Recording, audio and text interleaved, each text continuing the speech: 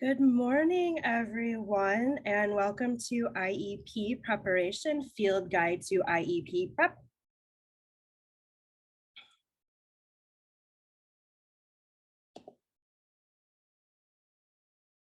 I'm Amanda, and our producer today is Desiree, and we will be your guide on this Wilderness Explorer guide for this presentation.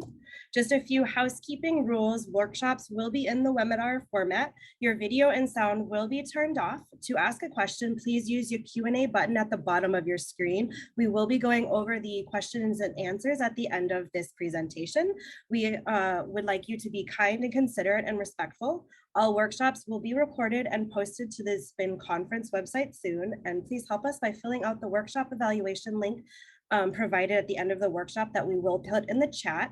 There is a live transcript option where you can show the subtitles. At the bottom of your screen, look for the CC live transcript button, click on the up arrow to open a new window and click on show subtitle, and the captions will be on the screen.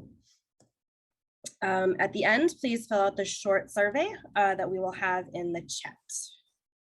And I would like to introduce you to Rosie Rowe, who is a member of the LDAH, the Leadership in Disabilities and Achievement of Hawaii. She is the Executive Director. Welcome, Rosie. Good afternoon, almost. I think we had a good morning. I went to a couple of sessions and I really thought I was going to be confused going in and out of links, but it was okay, right?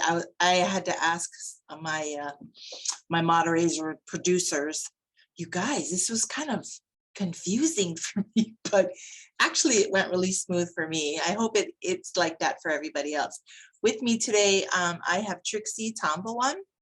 Trixie is a parent of a child with a disability, and I just wanted to kick off this this presentation with some storytelling. I think as parents, it's really important that you design a story for yourself, your journey, making sure that if any of you are ever asked just how this journey was for you, participating in the IEP process can be very daunting.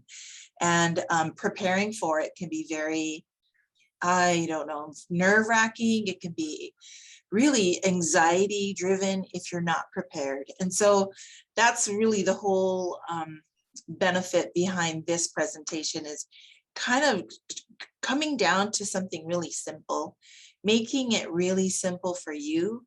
But most importantly, I wanted Trixie to share a little bit about her story.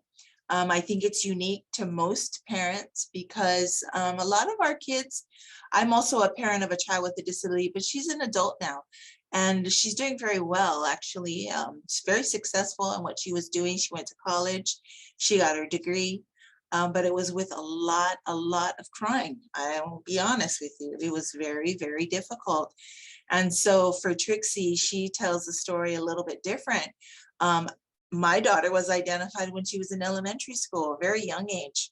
And that's not necessarily true for all parents. Mm-hmm. So Trixie, why don't you go ahead and start us off and just tell us a little bit about you, a parent of a child with a disability, and really what you find successful for yourself and for your daughter. Of course. Mahalo so much, Rosie, for allowing me to be here. And pretty much just share my story and my family story. So aloha, everybody, and mahalo for joining us today. My name is Trixie Tambawan, and I am married with 7 children. Today, I would like to share about Nanea, who is 16 years old, a junior in high school, and my experiences preparing for an IEP. My daughter didn't start out in elementary school, like Rosie had mentioned, needing special education. It wasn't until she was 18 years old did we have concerns about her mental health. Upon being suspended from school, we received private evaluations and diagnosis of specific learning disabilities in reading and math. ODD, which is oppositional defiancy disorder, and major depressive disorder to rule out ADHD at the time. And this was in May of 2019. In January of 2021, diagnosis of ADD to rule out ODD and bipolar. In the month of March of 2021, a diagnosis of intermittent explosive disorder, ADHD, social anxiety disorder to rule out language disorder. So in the beginning, although the doctors diagnosed her with ADD, social anxiety disorders, she was not eligible for special education in a public school. Behavior started to increase and her grades started to drop drastically.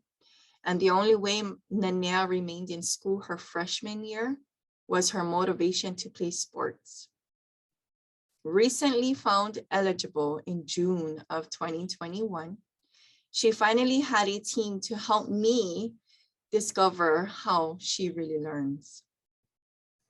Everything about our daughter is not typical at all. Her negative behavior started later in years, and there was no support at an early age, meaning teachers in elementary school had no concerns for our daughter's academic or behaviors. There were no signs at all. In fact, she was an honor student, an athlete, and was a speaker at her 6th grade graduation ceremony. We would have never thought we would be where we are today. Nanea is the sweetest, kindest, and hardworking student you could ever meet.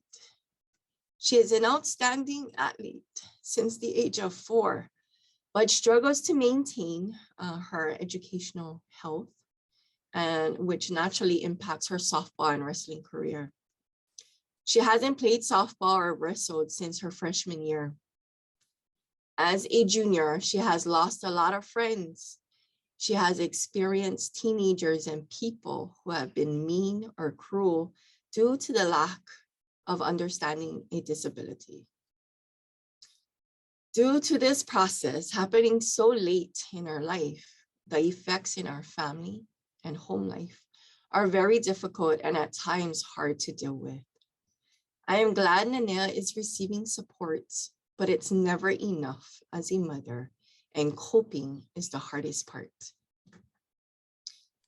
Parent advocacy, you know your child best.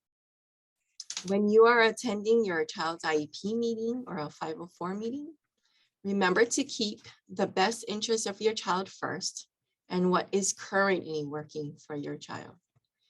This is what I do when I sit in an IEP meeting now. So the question, what is it like for me? It's terrifying at times. Sometimes we are not on the same page. I am looking out for the best interests of my daughter, and the school is looking out for the appropriate services for my daughter. We're coming from 2 different thoughts. So for Nanea, her behaviors change very frequently. What worked for our daughter last year will not work for her today. The goal is to make the IEP work for her. My preparation to attend an IEP meeting for her includes letting her know I will be attending a meeting, inviting her to attend, and waiting for her response. She lets me know how she feels about attending or about how she feels about her teachers. At times, she feels her teachers do not listen to her. Sometimes I feel like her teachers don't really listen to her because she's special ed. What does she know? She is 16 years old now and very stubborn but smart. A positive reinforcement is all that works and keeps me sane. The right choice for your child may not always feel right, but it is the best solution for your child in the moment. So constantly write your concerns down. keep notes weekly to support your concerns as a parent, understand your child's IEP, and thank your team always. I have to say, it's like going back to school or doing a project constantly for me daily. It's a never-ending process, but that is exactly what being a parent is. It's natural for a parent to protect your child and making sure your child has the best education and supports today. I am thankful for all the support I receive from my work, from hearing parent stories, practicing my highlighting, which that's something Rosie's going to talk about and encourage you parents today, and also understanding my daughter's needs. We are hopeful that she will have a bright future, but she must want it too. I will always love her no matter what. And I hope me sharing with you today will give you hope, helping other people exceed. So mahalo so much for allowing me to share just some feedback and our life stories with you today. Thank you, Trixie. You're welcome. I think people will appreciate the fact that, you know, just about what you said and how your journey started later on. Mm-hmm. And it's not typical that you started later when she was in high school. But, you know, we've also been down those meetings where eligibility was not determined. And then we get a lot of frantic phone calls. Yeah, here. A lot of people are frantic because this might end up being their last hope. But really, with perseverance and persistence, I think for you, Trixie, what I've seen you do is to stay the distance. And that's what's important when it comes through about preparing for your IEP. So thank you everyone for listening to us for now, but I want to get into this presentation. So I'm going to go ahead and open up my, share my screen, get the, let me see. Okay, so you're going to, well, here, let me, while we're doing that, I'm going to stop for just a sec, put on my presentation. For most of us, when we are, oopsie, what did I do? Okay, I'm going back to the beginnings. I just all of a sudden went to a different place. Okay, let's go here, share my screen, and there you go. Thank you, everyone. So today, if you're in this room, we're going to be talking about preparing for your IEP. And everybody has their own little formula. And most of you, if you are here, it works for you. And that's what's important is if it works for you, then you're going to continue to do it. But what I'm also going to help you do is to really think about how you can participate as a participant in the most important process that comes up for your child, especially if, number one, they are just determined an annual review is coming up, or maybe they met eligibility and maybe this is the first IEP that you're developing and you want to make sure that you're getting all of your ducks in a row and the information that you need is being prepared. So in this journey with us, we're going to go through a field guide, of course, of how to prep for your IEP. Okay. So our goal today is to provide you with basic information,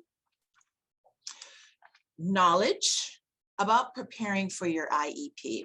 And again, it is called an individualized education program. I think a lot of times there are many of us who interchange the word plan and program. and it is a program. It is designed specifically for the unique needs of your child. So here, when you're navigating the wilderness, because we're in the wilderness with SPIN today, I'm looking at a couple of things. What are your tools? What have you been using? Can you name them? How will you use them to reach your destination? Do you have a plan? Will you be satisfied with going slow to go fast? If you're in the wilderness and you're trying to get from point A to point B, you have to come up with a way that you're going to get there. There are tools that you'll use. They might be navigational tools. There might be, water that gets you from one location to the other. Without water, we will get dehydrated. We won't have the energy, right? So you're thinking about the wilderness, and believe me, I have thought about this as being the wilderness. How will you travel from one end of the wilderness to get to your destination? Do you know how to use those tools? And the tools that you've selected, are they effective?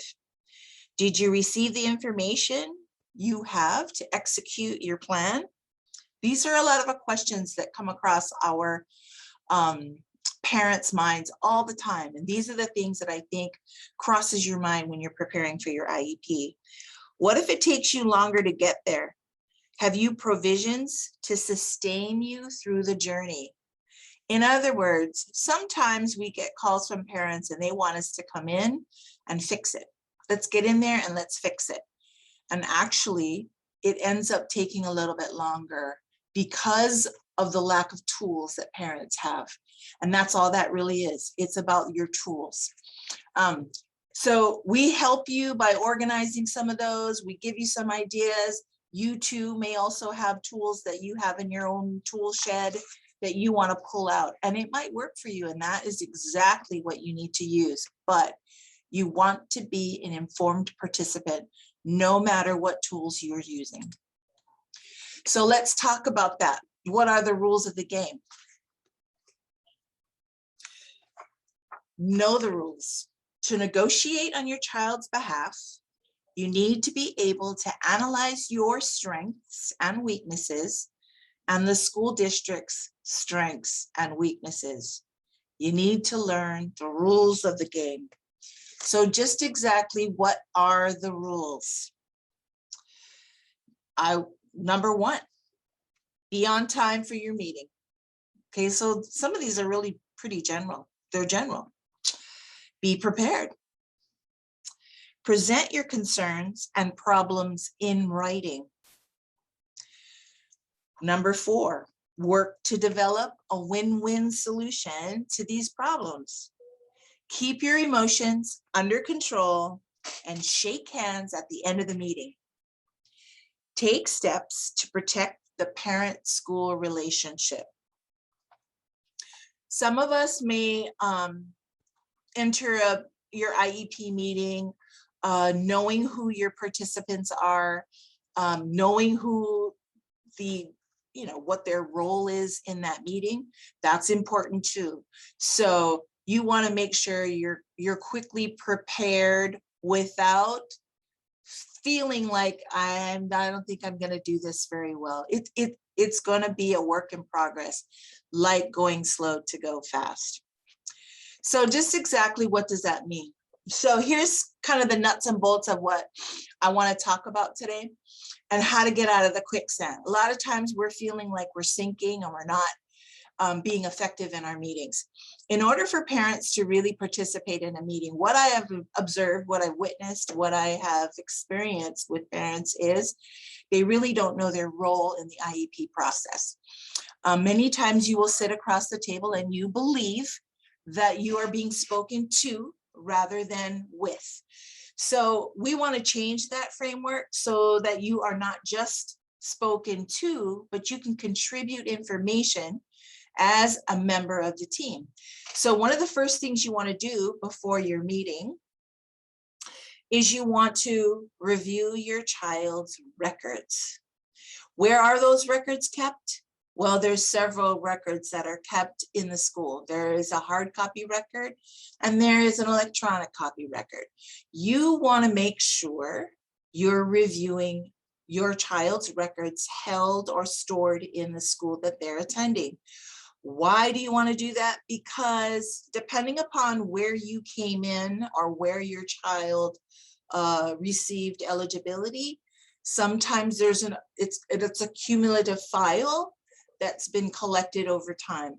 So for Trixie, because of her story about, you know, she hadn't received, her daughter didn't receive special education until she was in high school. There's been a record of her progress, whether she was in special education or not, held in the school.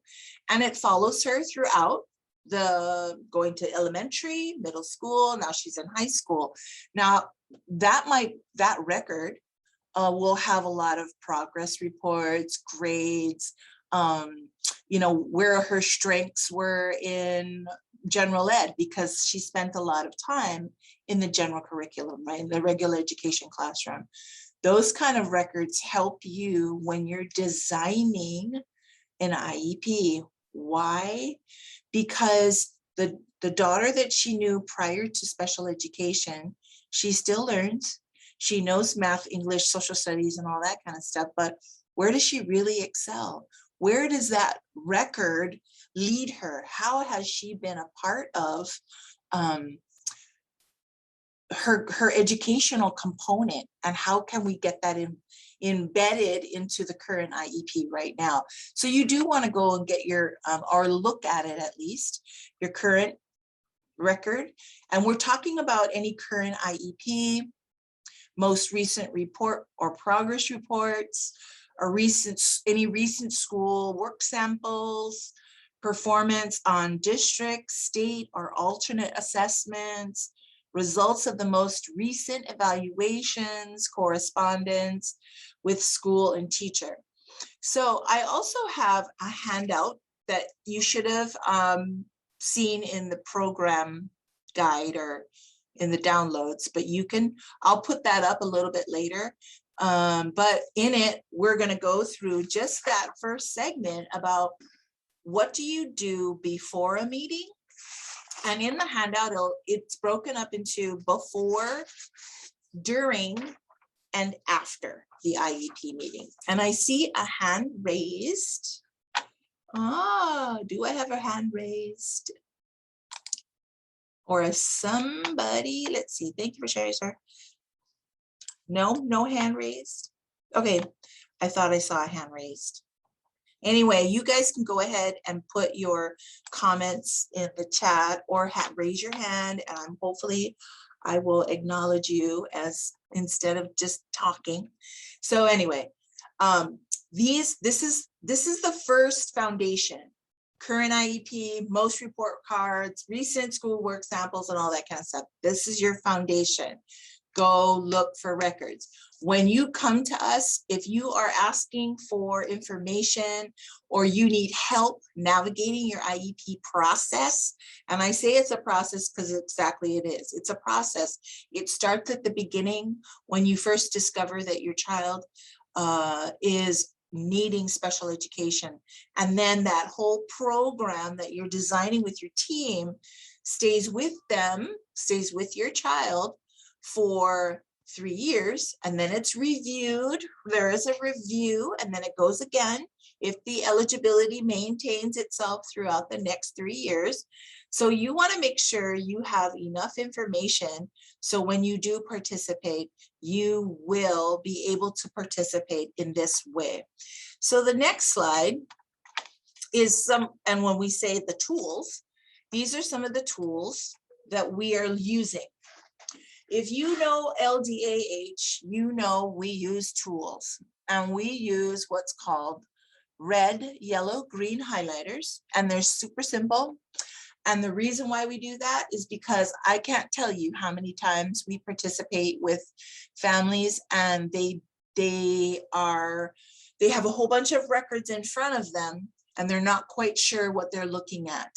So in preparing for your IEP or for when you are eligible for an IEP, you want to get red, yellow, and green highlighters. So that's the homework. If you're going to get homework today, you're going to go get yourself some red, yellow, and green highlighters, or you're going to contact us and we have a toolkit for you that we can share with you on how to organize your records, how to do highlighting, how to get your forms all in a row. I think all of you, if you've in this process, you know how much paper you get constantly from your school. After a meeting, before a meeting, during a meeting, you're getting constant forms. What is this form for? What is this form for? And that's the kind of stuff you're going to have to sort out when the time comes. The highlighters are for the most current IEP and for the most current evaluations and assessments that you have in your hot little hand.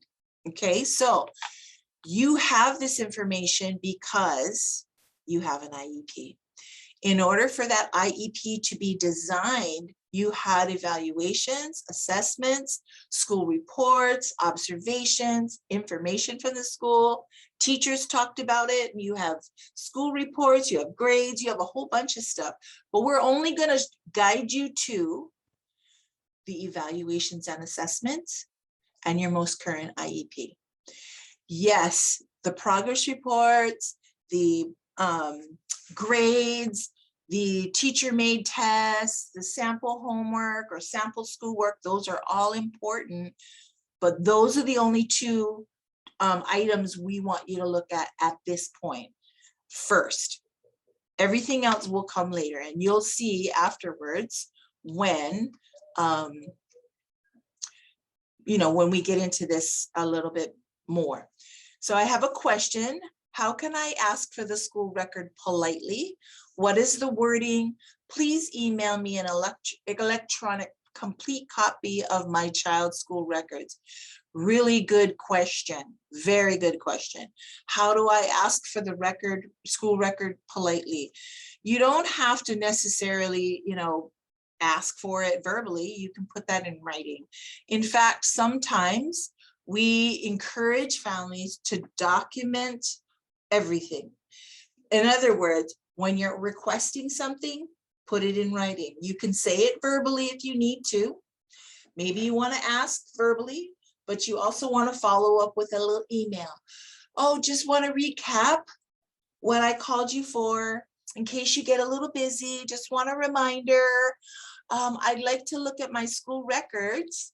Could you look at a date that's most convenient for you? Because what the school needs to do is to make sure that there's somebody available, and it's usually the SSC or the Student Services Coordinator who's going to organize a time for you or to sit down in a same office. You're not going to be able to do this by yourself because they have to be present or have somebody be present. And that's just the way, that's just the rules of each school.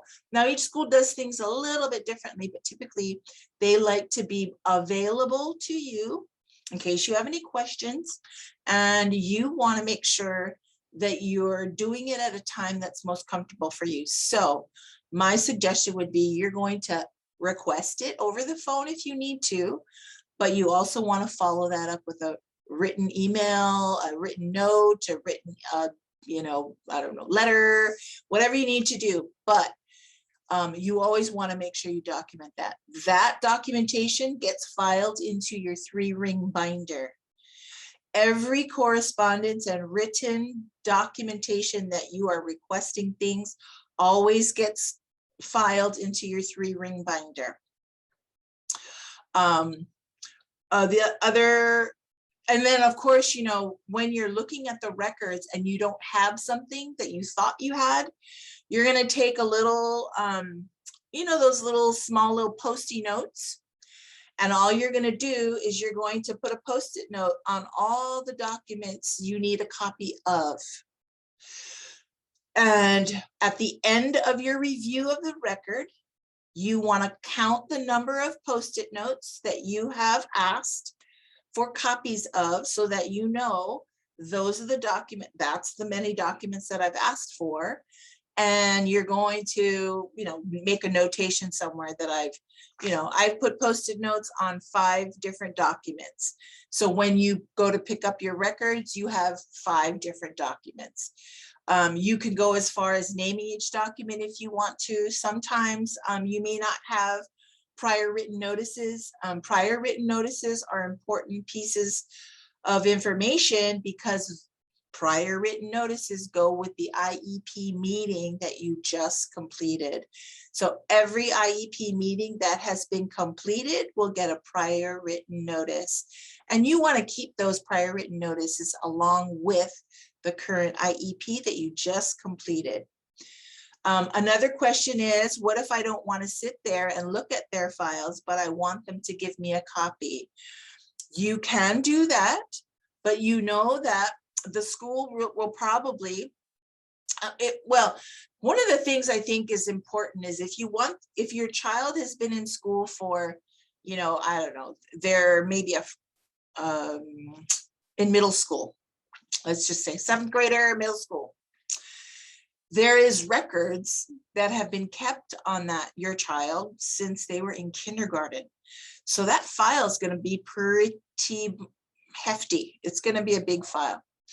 So if you want the entire file without looking at it, yes, they can give that to you. They're going to need more. They're going to need time to make sure that they can complete, print it all up, make those copies, but also they're going to charge you.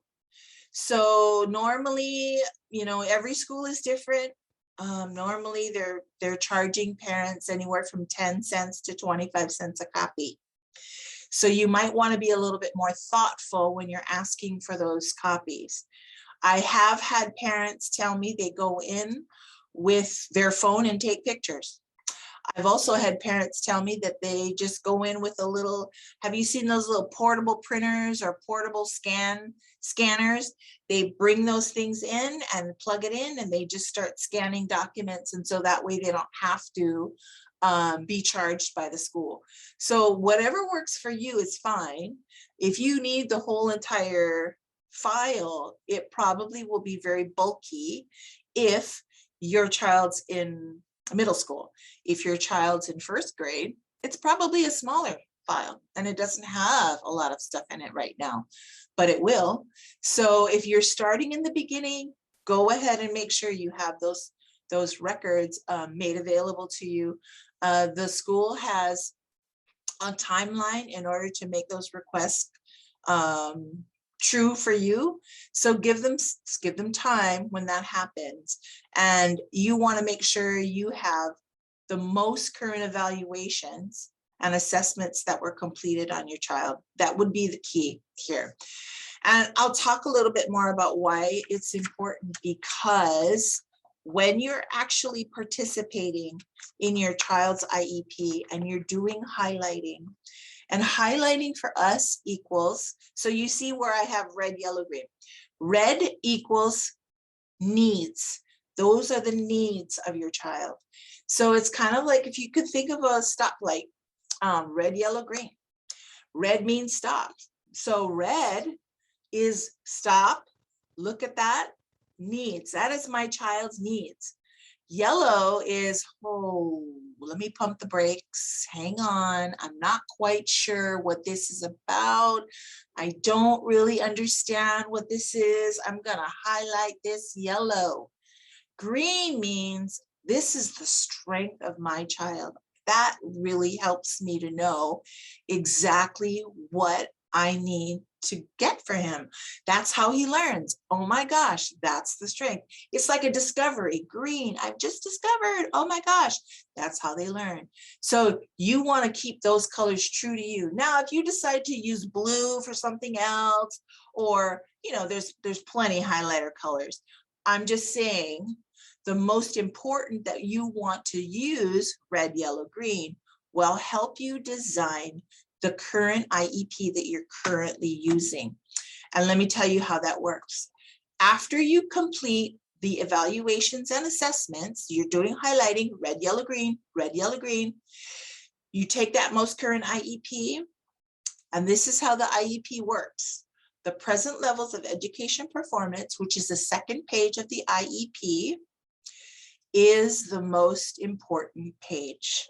And the reason why that is because it's designed to reach the strengths or to document the strengths of your child, the needs of your child, and any concerns you may have as a parent. So you see how that works? I only want you to pull out the red, which is the needs, the green, which is the strengths, and your concerns, which is the yellow, in order for you to see how you can contribute to that process. When you're in an IEP meeting, the first thing that when you're doing an annual IEP, the first thing that the team will look at is the present levels of education performance, or the second page. They're going to look at that and they're going to ask each other. Everybody's going to know, hey, do you think that this is still relevant? Do we need more information? Do we have updated information? And you are going to have it highlighted because you've done your work. You've done your part. You went through the evaluations that originally designed that IEP. You went through the PLEP, which is where all the strengths and needs are housed. That's where it's at.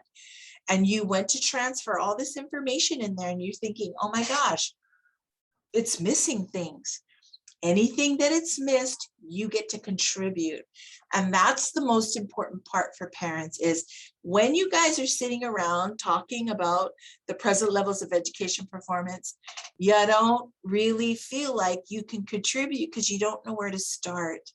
So all we do is give you this tool. This is one of our tools, red, yellow, green, and you're going to highlight your documents. Now we take it one step further by we actually give you a form, and it's called a T-chart. And we want you to separate all the strengths, all the green, into one side of the T-chart, all the needs onto the other side of the T-chart, and we want you to put that all there. When you're doing all that, it's easier to reference when you're sitting in front of your team instead of all the documents that are sitting in front of you. Or maybe you have your 3-ring binder and you're having to turn the page quite a bit. If you just put the 3-ring binder away, leave your T-chart in front of you, and then that way you can say, hey, team, this is what I've noticed in the evaluations, that this information we didn't get in there. Let's add, and that's that language. You have to use language like, let's add, not, do you think it's okay if we add? Do you see the difference in how you're presenting your information? And the reason why the evaluations and assessments are a great place to start is because typically that's the schools and evaluations and assessments. They're the ones that completed it. We just didn't take the time to really review it. And that's the part you want to do prior to going into this IEP. So it gets a little bit more tricky when you forget some of these steps and then you don't really know how to contribute. But that I will guarantee you, when you do that part, you're able to contribute meaningfully in that process, in the present levels of education performance. The other things we have here are the 3-ring binder that I talked about, and we have a 5-tab system that we like you to use, just because when we used to work with more attorneys in the state of Hawaii, this is kind of how they organize their documents a little bit. And so we would help parents organize their documents for the attorneys when they were going to due process. Now, that's not meaning that you're going to go to due process and this is the way you need to do it. It just helps you to organize your documents that you get tons of. And should there be a disagreement and you do need to go and find yourself an attorney, you have all your ducks in a row. You have notes, you have evaluations, you have school reports, you have your correspondence, which includes any requests that you are making to the school in writing, and you have consents. And you probably think, well, why am I going to why am I making a tab for consents? Any consent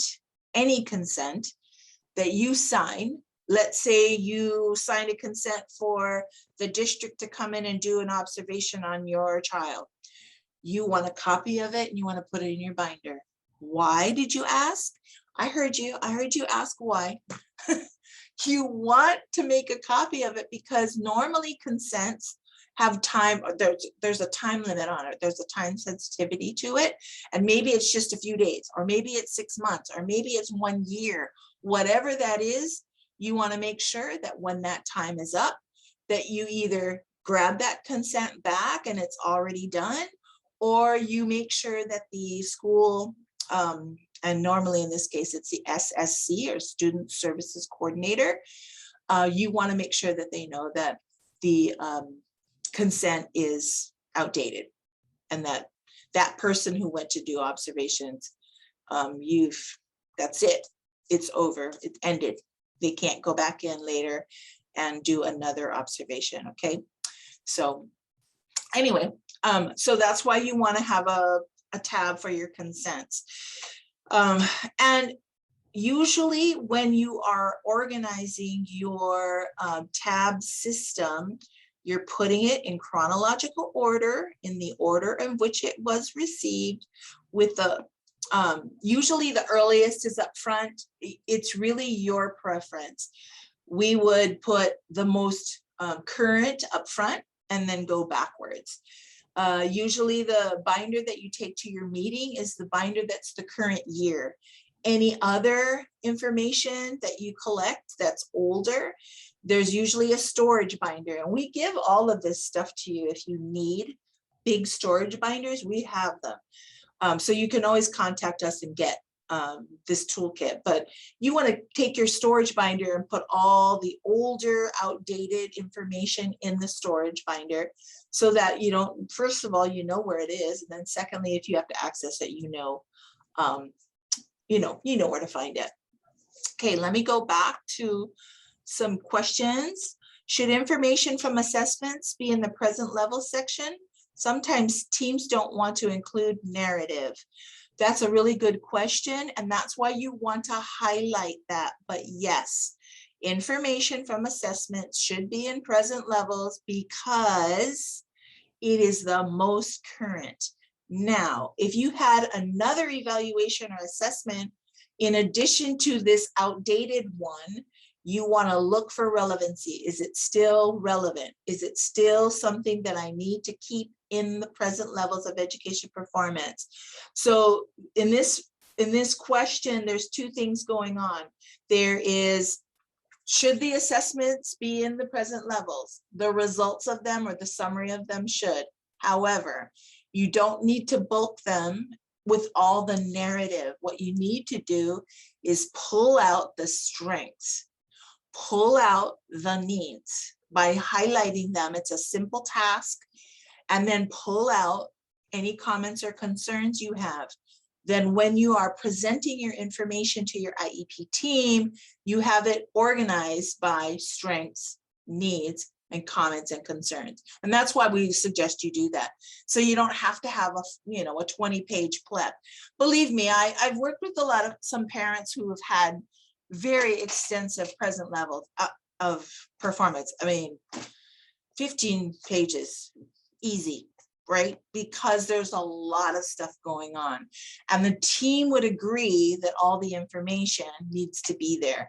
So although parent, you organize yourself that way, it doesn't always mean that the IEP team is going to agree with you or the school personnel is going to agree with you. What they will agree is whether or not it continues to be a strength because you've taken that out of the document that we're talking about, and you've highlighted them and you said, okay, but this is his strength. I want to see this in here, because you look at your IEP today and if you happen to have it with you right now, you should pull it out and look at it because it's organized that way. Strengths, needs, and your concerns are at the end. Some of the concerns for some PLEP for parents, some of their concerns are embedded in each subject matter. So if you look at math, you have strengths, needs, and then parent concerns are in math. And you have language arts and you have strengths, needs and parent concerns are embedded in there. So it just depends on your school team, how it's written, but it's always designed around the strengths, needs, and any concerns that you have, parent, of your child. Here's another question. Is finding an attorney when the school refuses to provide IEP for a disabled child? Is finding an IEP when the school refuses to provide IEP child? Instead of going through the trouble of the legal system, why not just reapply for another school, an accommodating school, or assets? So it's a great question. Is finding an IEP an attorney when the school refuses normal? It depends on the parent. You know, I don't know how many times parents have traveled down this pathway of being very frustrated at the communication that seems to be compromised somewhere, somehow. And many times it's from where they're coming from. The school has a responsibility to make sure that your child is receiving their education. You as a parent are responsible for making sure that your child is receiving their education. So you see where the commonality is. You're both in agreement that he needs an appropriate education. It's how you get there that trips everyone up. And when a parent has been doing this for quite some time, and there seems to be, just a stop in the road, and nobody can agree, and they're not disagreeing, there have been times that parents have found it necessary to find an attorney. If that is the case, LDAH would not be the agency for you because we don't have any attorneys on our staff. We strictly help you navigate through the process. That also might mean we have to go with you. That also might mean we have to speak on your behalf. That also might mean that you as a parent will be taught what we know so that you can do it on your own. The attorney legal stuff is not always the best for everyone. It can be if that's where you have been designing over time. And usually it's because there's been some kind of breakdown in communication, in relationship, and you have a team that maybe is broken and needs to be repaired. I've been to due process with other parents. I've helped them through mediation. I've helped them through facilitated meetings. I've helped them through those alternative dispute resolutions that we end up in. And it's not always a win-win situation there. Although a parent might win a due process complaint, or although the school might win a due process complaint, there's always that feeling of distrust. So it's really important for you to stay involved meaningfully in this way by organizing yourself, getting your ducks in a row, looking at those documents that you have, organizing them through a 3-ring binder system. And if you don't have one, contact us. We have a toolkit that we can share with you, or you can devise your own as you see fit. When you start seeing your skills and how well they can, how the forms and the tools that you have work for you, then you'll find a way to continue that on that works for you. I have another question that says, how can a parent prepare for a meeting when the team is not in agreement? Very good question. How can a parent prepare? By using the documents the school provides. I'm going to pause for a minute. Okay, so those documents that the school provides you has information. If they are giving you evaluations, if they are giving you assessments, if they are giving you progress reports, if you have homework, if you have samples, work samples, information that you've been exchanging back and forth, that's what you use to help your team make decisions. And again, I'm going to say you're going to help your team make decisions, because usually what happens is when a team is in this disagreement mode, It's because of a lack of somebody forgot to check all the boxes. The boxes weren't checked, the documents weren't reviewed, and we're missing all this stuff. So if you, that's why I'm saying to parents, you guys go back and get your stuff. You know how much paperwork the department has to organize every single year for any child with an IEP? There's a lot of documents. They're going to miss something, but you also have documents. You have the same documents that they have if they've provided that to you. If they haven't provided that to you, that's why you're going to go review records. When you review your records, you know what documents you have. When you know what documents you have, you know how to pull out the strengths, the needs, and any comments and concerns you may have for every document that you look at. But here in this particular presentation, I really want you to start with evaluations and assessments first, because that's the documentation that designed your original IEP. That's what the team used when they determined eligibility. That's the information that you want to gather and put in there. You don't want to miss that step, because if you do, you'll have other information coming into the IEP team meeting that you don't know how to sort it out. And if that evaluation assessment can be used to guide the conversation, you want to start with those first. I hope that answers your question. But here's another question. I think I'm okay. Well, don't interrupt me if I'm not. If a parent requests to be informed of the assessment types in order to be fully informed, what options do they have if schools refuse? Parent is aware that there are many options to perform assessments in the areas of suspected disability. Okay, let me Hi, read that Rosie. again. If Rosie, a parent sorry to interrupt requests, you. Sorry to interrupt you, but we've got about 7 minutes left. okay, thank you so much. Is that Amanda? Thank you, Amanda. Thank you. If a parent requests to be informed of the assessment types in order to be fully informed. Okay, so you must be a participant who was told this is the type of assessments that you're going to be given. And maybe that's the scenario.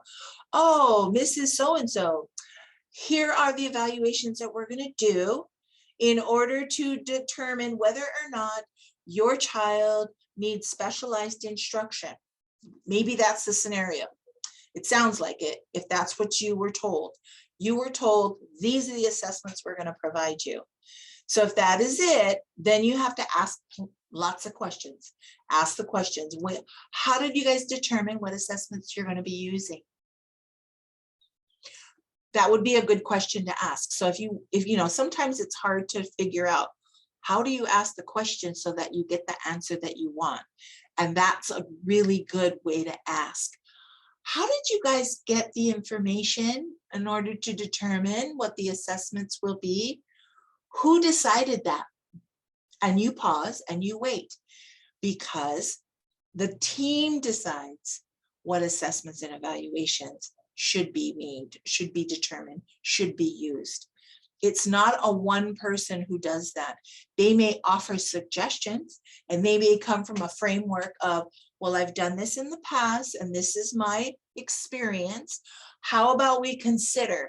So you want to hear words like, let's consider these options, because parents, we don't know, right? We don't know. We're waiting for them to tell us that. But you have to ask the question back, like, so how did we determine which assessments we were going to assess her for? Can you guys help me understand, how did we determine that? Because you would need to be an informed participant in order to help make that decision. And if you're making a decision without being an informed participant, then you are not informed. So it's okay to go slow, to go fast. Slow your team down and say, I'm sorry, I don't understand how we decided we were going to do this assessment, this assessment, this assessment, this assessment. Ask the question. It's okay. Yeah, you might get a little eye rolling going on, like, oh no, why does she have to ask that question? Well, because you are needing to be the informed participant. You are the informed participant. Let's see, parent is aware that there are many options to perform assessments in the areas. Yes, there are many options, but that's what your team helps you problem solve. Yeah, you guys problem solve that together. You bring in experts that know about certain assessments, about, different tools that are used. You bring those people in so that you, parent, you're sitting there and you're listening to all this information that is being offered in front of you, not on the sidewalk, not when you pick up your child from, A+, whatever it is, it's offered at that time. So all the team members can help make informed decisions, not just you, everybody. Everybody's busy on this team. They're all busy. So it's nothing, you're not asking something that makes you look stupid, because you're just asking something that you should have had information on all this time. Yeah. Okay, wait, now I'm rambling again. Okay, so anyway, how will you use this information, and what's your final destination? So here's a lot of words on the page, things that I've already covered. Your 3-ring binder. If a person is offered choose to attend in person. If virtual, prepare your electronic copies to open and available prior to the start of the meeting. So now most of the meetings that we've been attending with parents have been virtual. So it's a little easier for us to come in and out. And it really seems to be benefiting parents. So those schools that are offering in person, of course, participate in person. If they're offering it virtually, then make sure that you're prepared for electronic copies. What I like to do when I'm participating in an IEP meeting is I like to prepare all my documents in PDF. And nowadays, Adobe has it come up on folders. That way I can toggle back and forth and I usually just open the IEP, the most current evaluation that I just saw with a parent, and we ended up doing highlighting together, and any other current new information that the team might want to review prior to the meeting. So you want all those documents ahead of time. Yeah, you don't want to be given documents at the time of the meeting. You want to request to review anything prior to the meeting. And you want to make sure you get your conference announcements so that you are clear on date and time. And if people like us show up with you because we've decided, hey, we're going to do this with you together, you want to forward all that to us too, so we can review it together. Maybe we need to sit down with you. Maybe we want to talk about how, what kind of agenda we're going to make, plan, because that's our plan, right? Our plan is the agenda. Here's a question. Have you found IEP teams receptive to IEEs, to info and assessments provided by parents?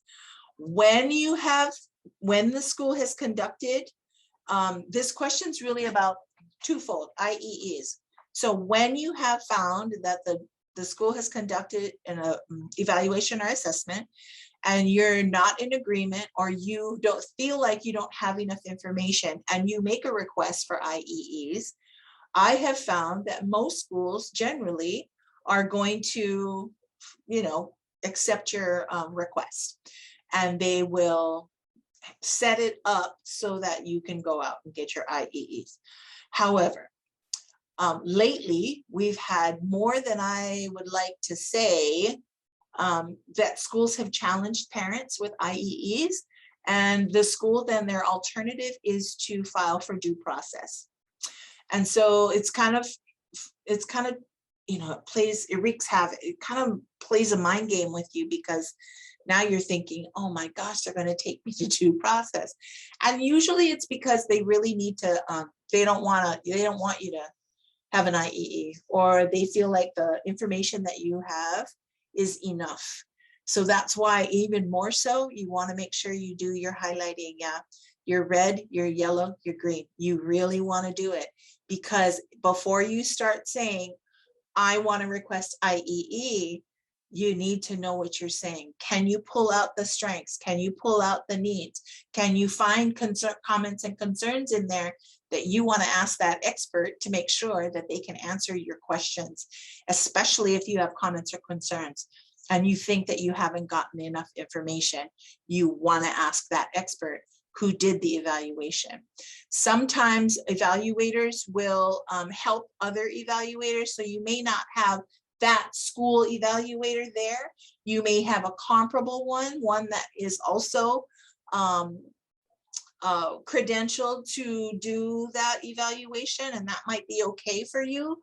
You want to ask the hard question, even though that's not necessarily the evaluator who assessed your child.